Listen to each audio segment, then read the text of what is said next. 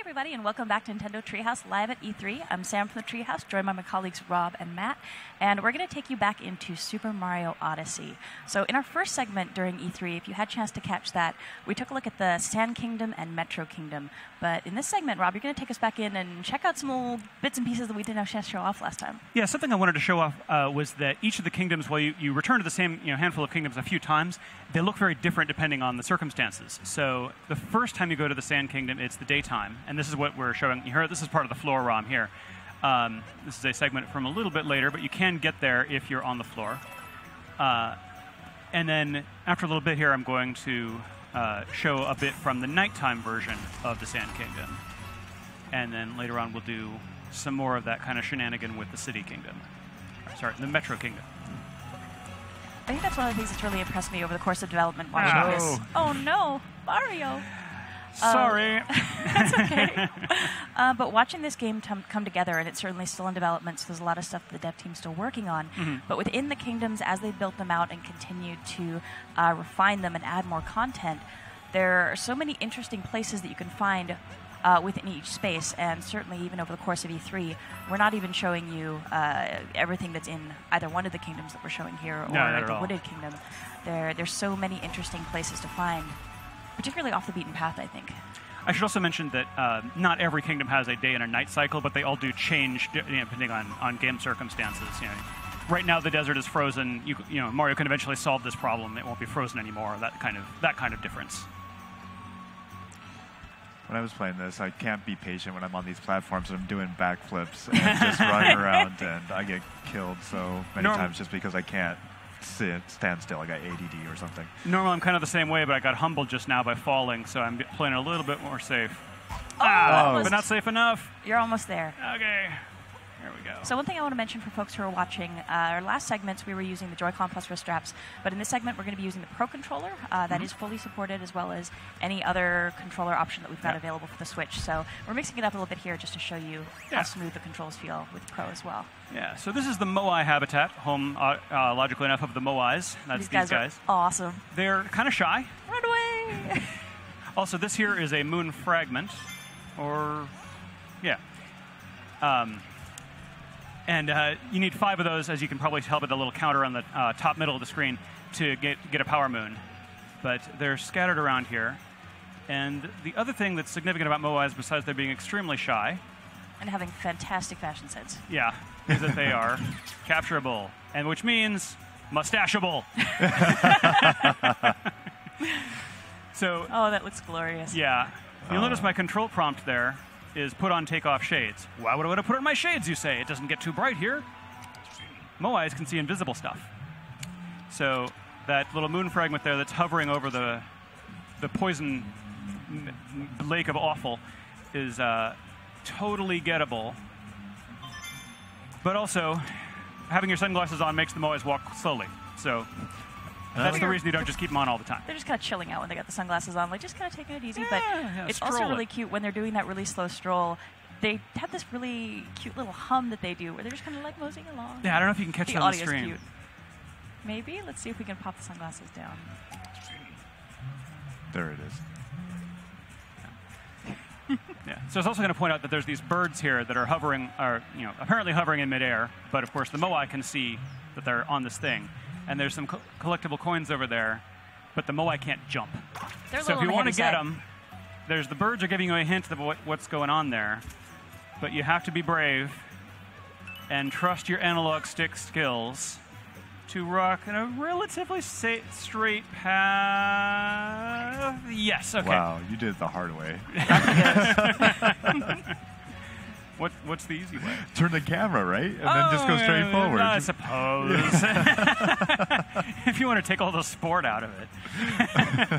And actually, just coming back to those birds, one thing that's worth keeping in mind in this game, birds seem to know what's up. If you're not sure where to find maybe that next moon that you need, keep an eye out for birds and see what they're getting up to.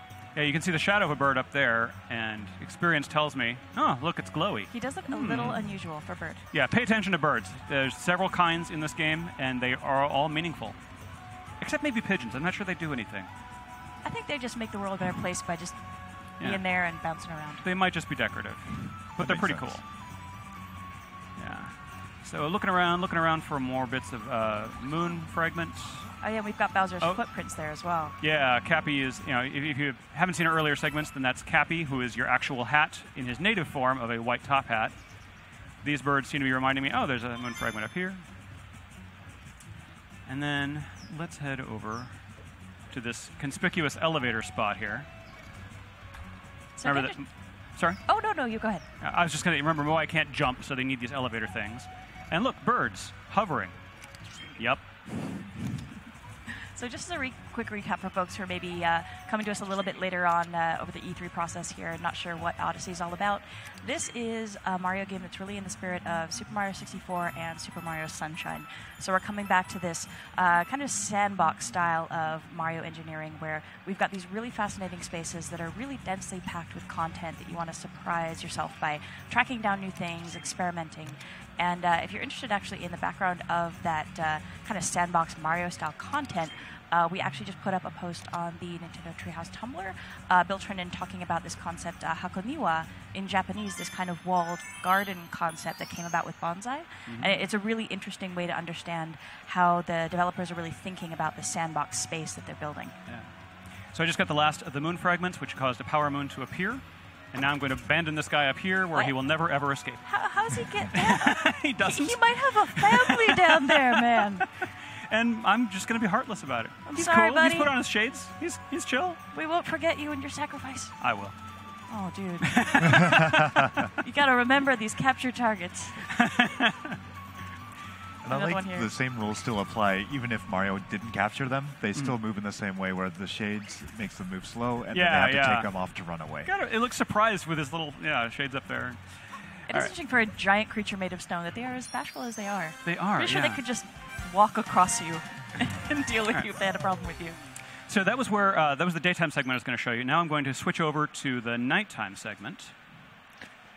So this again is another point, and we can't really talk about where we are in the story, but a different spot. Yeah. Right. What I really like about the desert here is, I'm not sure if this was the intention or not, but there's a lot of throwbacks to Super Mario Land for me. I saw the Moai, and that's in the original desert-type levels of that game. And we're going to see something else in this upcoming segment, too, that I think might remind people of a certain boss in that game. So here we are in Toasted Arena at night. It is, of course, cold because it's still frozen. Like I said, Mario can fix that later, but the undead haunt these lands. So these little guys are chinchos, and they make the desert sand situation much more challenging because they keep springing out, particularly when you're in wide open spaces, and they will just keep gathering. You have to be very careful to keep an eye on your surroundings because you can have a whole bunch of those guys sneak up behind you if you're in the middle of something else and you won't even realize they're there. And there's an infinite supply of them. There is no way to deal with them so you can explore in safety. So I also wanted to highlight a few of the fast travel options. So because the worlds are huge, you have to be able to get around quickly. One thing, if you've activated a checkpoint flag, as Cappy helpfully explains, you can go straight to it. This map, I haven't done much in this particular map, but I also wanted to point out the sort of travel brochure thing we're doing here. There's little articles about highlights of the areas, done exactly like it was the sort of travel map you might get at the hotel lobby. And if you peruse that text, there might be some hints in there as well. There are, yeah. It's worth reading the brochure. Yep, it is. So this is a Jaxi, and I think this is what Matt was alluding to. Right, yeah, this is it. Yeah. I love his voice. Yes. So Jaxis are a very fast way to travel and not entirely relaxing. Exhilarating. Yeah, let's go with exhilarating. Yes. Giddy up. So they are very fast. And they can just plow through the chinchos, which is nice.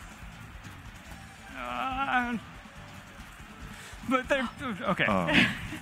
You can, as the button tells you, you can brake. They're immune to the poison. You can brake, but you can't brake for very long. So you basically just use it to make quick corrections.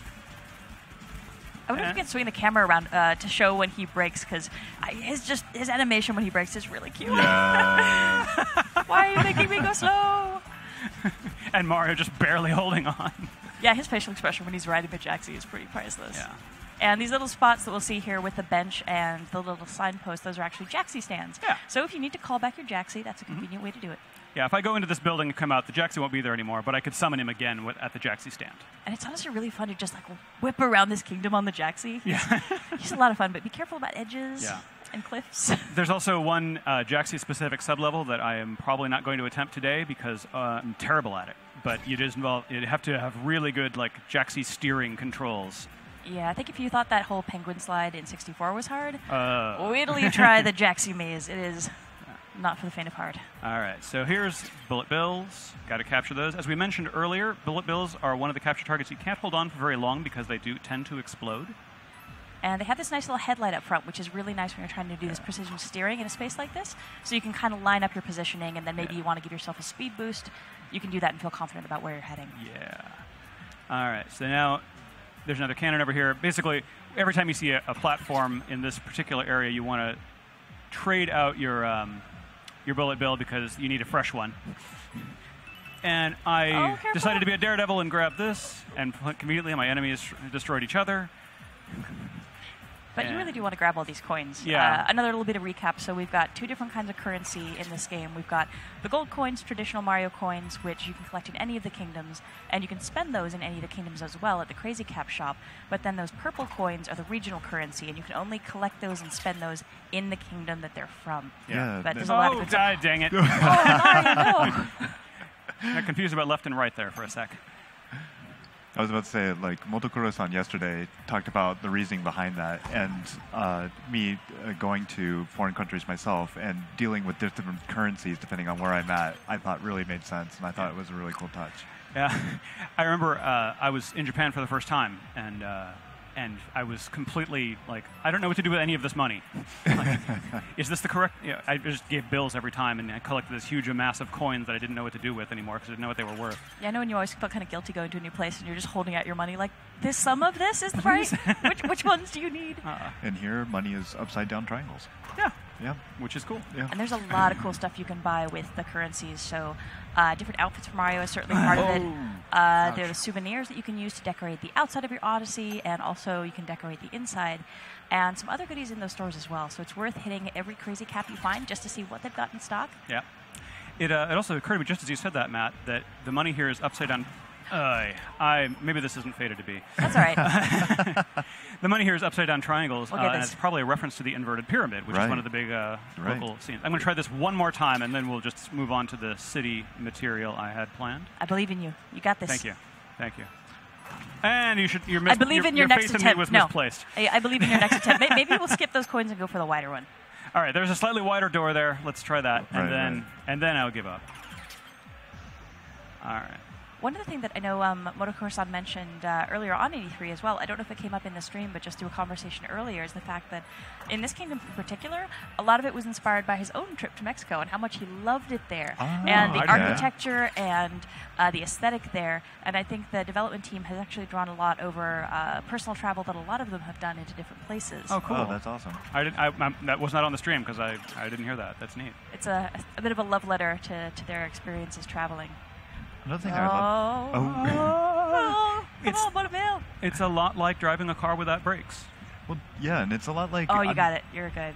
Shooter games on the arcade era or 8-bit era where you had like overhead view. Yeah, yeah. So I love how this game has the 3D adventure. It has like the 2D platforming with Mario, and it also has like these little just nods to different genres. And it's all in the same game. It's so great. Yeah, it's fun as you see the surprises that come up as you're going through these spaces too, where you never really know what to expect, even when you go through a warp pipe. Right. And it could really be anything, and it could be something very strange or very unusual that you hit there. But I don't know, it makes you want to explore. I mean, you could just like race through and finish the game and save Peach, but you know, she's hopefully okay to wait a little minute while she's done this before. Do some traveling. She's good. Got to enjoy your trip, right? Oh, and Pauline there, of course. So Mayor Pauline. Mayor Pauline, yes. So here we are back in the Metro Kingdom. And it's daytime, which is where the floor demo gets you. And we're going to use some regional coins here because there is a level that you can only get to if you have a certain outfit. So I'm going to grab all my regional coins that I can find. And there's actually a really interesting little audio cue over there a little further. I wonder if we can go back and hear that. Oh, back over this way? A little bit further back the way you came, but that's actually a little audio cue that tells you a moon is nearby. Little sparkly I don't know if sound. we want to go hunt it out now, but Yeah. it's worth keeping an ear out if you happen to be here at E3 and you're playing the demo. Yeah. If you start hearing this little noise, Oh, I think I I see saw something it. Right there. spinning Yeah. around there, yeah. Yeah, it pays to play this game with headphones. All right, so here I am turning myself into electricity to travel by wires, as everyone does in the city. And let's see, here's a couple of regional coins. And I believe that's actually a portrait of Mayor Pauline on the coins, Right. which is cool. yeah, I think she's a very beloved civic servant. Yeah, When you talk to everyone's- folks here, a lot of folks in New Donk City have lovely things to say about Mayor Pauline. And yeah, she seems like she's doing a great job running the city. Yeah. Right. There's one lady who wants to talk about how much she loves her hat because it's just like Mayor Pauline's hat. Ooh, Ooh. nice. Inspiring fashion, She trend is. setting. But I like that there's so many little nods to Donkey Kong in the space that you got to think, okay, Pauline, like they're on good terms now. Yeah. Oh, and I was mentioning fast travel options here. Another one, of course, is the motor scooter, This is cute. which is certainly the most stylish way for Mario to get around town. And actually a really nice execution of HD Rumble as well. Unfortunately, we can't really communicate that clearly to folks who are watching, but it actually feels like you're riding a scooter. You feel that rumble in your hands as if you were holding onto the handlebars. Yeah. It's pretty lovely. Mario, not the best driver. No. Also does not approve of pylons. His practice is all in You see driving the bullet little rat bills. there? Yeah, there's rats here in this otherwise fantasy city, which is very strange to me. Oh, I know where there's some regional coins. Let's go over here and become one of these guys for no really good reason except that it's super fun. Oh, actually, while we're nearby, should we maybe pop by to show folks why you're collecting these coins? Oh, the crazy cap? Because we have a purpose. Well, I will show them when we get the outfit. Okay. Yeah. They'll figure it out. They're There's smart. Pauline. Yeah, so Pauline, as we mentioned at this point, in our first segment, we talked about how the actual story objective here is for help her collect up a bunch of musicians. And I guess I have choices. There's lots of collectible coins all over the place. And I've over-prepared, and I know where they all are now. Ooh, Actually, bass not player. even remotely all of them. Nice. All right, so I needed 15. I've got 15. Get one more for good measure. One more for good measure. That way I can tip the guy. All right. Zoom. Oh, that was another new move there. Right. The sort of power tackle. I can't remember what it's called right now. And you can go into a roll after that, right? Why, yes, you can. Yeah, this is my favorite new move. I love that. Yeah, the roll is fantastic. Yeah. It will quickly become your favorite way of getting from A to B. All right, so Crazy Cap stores, all of them are divided into two. There's the place where you spend your yellow coins and the place where you spend your purple coins. And this is actually the original location, so Oh, this is, I think, the flagship store. exclusive. Okay, yes.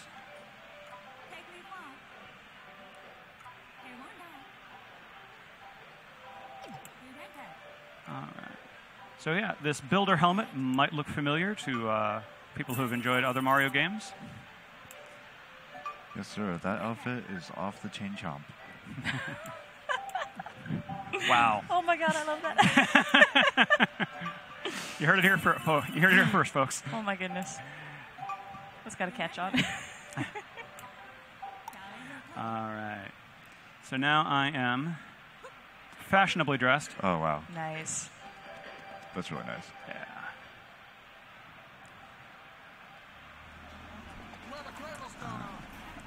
Oh, and yeah.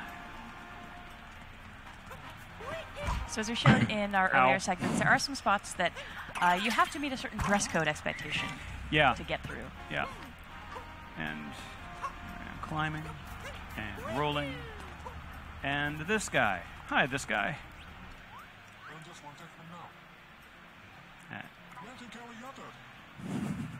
He's a simple little man. I do like the fact that he has no concern at all that you were like running and rolling and bounding over to him, as you would expect a building inspector to do as they're on their way to work. So this is what building inspectors in New Donk City do. They check out the electrical wires for fuzzies, I guess. Oh, fuzzies. Oh, and these guys, I can't remember what they're called right now. but they're bad. Oh, no. Dang it. Okay. So this treasure chest is filled with coins. A fair number of coins. A lot of coins. Yeah. A lot of coins. Nice. Wow. They just keep coming. Yay. Coins, of course, are also how you come back from losing a life. So you definitely want to have as many coins as possible at your disposal. And there's also some really cool stuff that's available in the Yellow Crazy Cat stores, especially in the late game. They start adding more products later on, and some of those are super fun. All right, so I have to be careful now. I'm down to my last part. Zoom up here, and then over here, and then back down here, and zoom. A lot of zooming. It is cool to be electricity.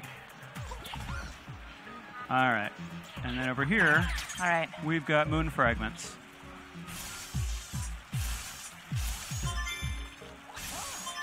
And gotta, of course, watch that timing.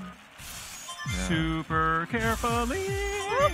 Almost. What? Oh, that was too much. There's one more down the corner. There's one more down there. All right. You've got Not one too hit late. left. It's the moment of truth. Yeah, here we go. Oh, dude, good job. Nice. All right, that made the heart go, or the moon go. Thinking about hearts because I'm down to one. Well, in the good news column, that moon will recharge you once you grab it. Yes, so that is get your indeed health back. Good news. And yeah. Nice. That's super. Okay. I think you've got one more spot to show us. Yeah, one more spot. I was going to switch to the Awesome. nighttime version of New Donk City. Which is considerably more perilous. Yes, you actually, when you first arrive in New Donk City, it is nighttime, and it is a grim and gritty environment. It's let's see here. And this as well, content that's not available on the show floor. Yeah. Here at E3, we've got the Sand Kingdom and the Natural Kingdom in the daytime. So this nighttime content is exclusive for folks who are watching our stream. So thank you for watching, by the way. Yeah. I love the city at night because it's so different than the city during the day. Yeah. Yeah. It's very moody. And maybe people are thinking, oh, maybe it's the club scene, or maybe just the bad people are out. But No. you'll get a good idea of. It's grosser. Yeah. No worries, we'll be able to hop in here in a second and take a look. Yeah. All right. So let's see. And again, of course, this is only a small slice of what each of these kingdoms has to offer as Yeah. well. So hopefully, They're we're all looking forward to exploring them for themselves. Huge and convoluted and filled with secrets. All right. All right. All right, here we go. We can go and bring the feed up again. So way up there at the top of the building. All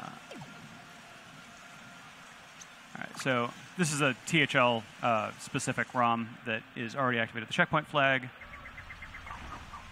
And I'm going to hop inside here for a minute because I want to show you both these super gross urban sting bees.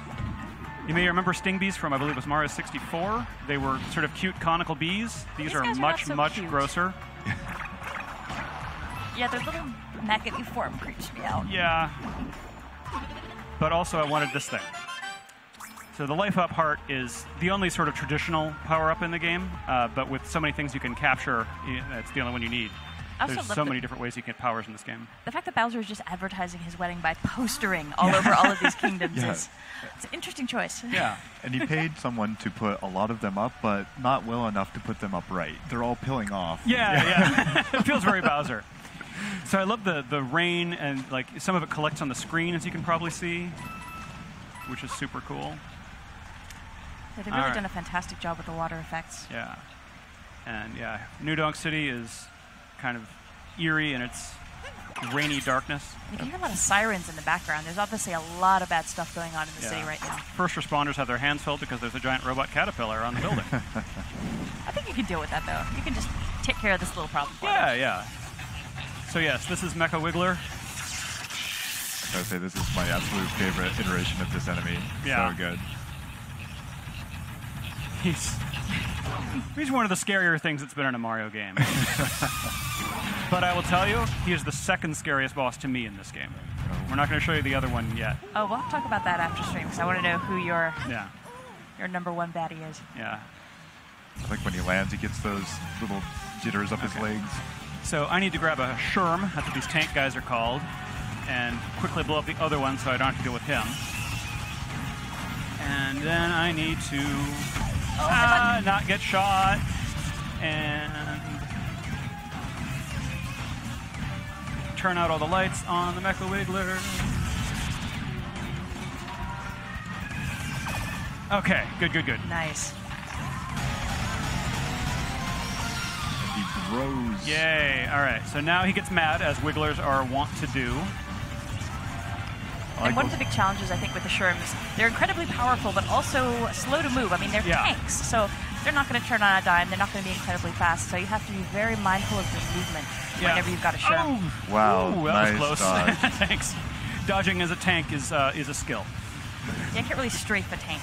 Yeah. I also like how the Wiggler changed colors when he got really angry and started moving fast, just like you would expect. Just like you expect, Yeah. Someone engineered that exact behavior for some insane reason. Uh-oh. Okay, and you can actually shoot these big old energy ball things out of. If you can't dodge them, then shoot things instead. Oh wow, nice shooting. Thanks. That is the upper limit of where my turret can fire. Okay, I'll have to. This guy definitely makes you miss the traditional cuddly Wiggler, doesn't it? It really does. My son has a plush one of those, and it's super fun.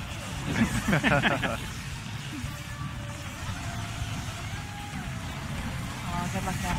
Oh wow. There will never be a plush of this thing. Oh, down to regular Okay. health. Oh, nice. One more. Oh no! Oh. Missed it. Oh, and I'm down to 2. Hopefully one of those has a heart in it soon. Yeah, some of them have hearts. I'm used to having a little more gyroscopic aiming from the separated Joy-Cons, and I'm missing it.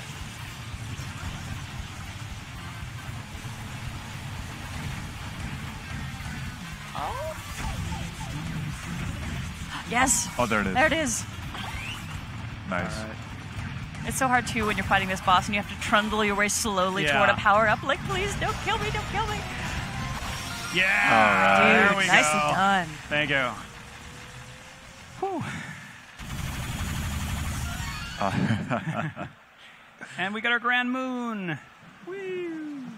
So that was our Mecha Wiggler, and thank you so much for swinging by and showing us a bit more game content. Yeah. Folks who are watching, please stay tuned. We're going to have another segment coming up in a few short minutes. It's going to be Metopia, so get ready to check out some very strange adventuring.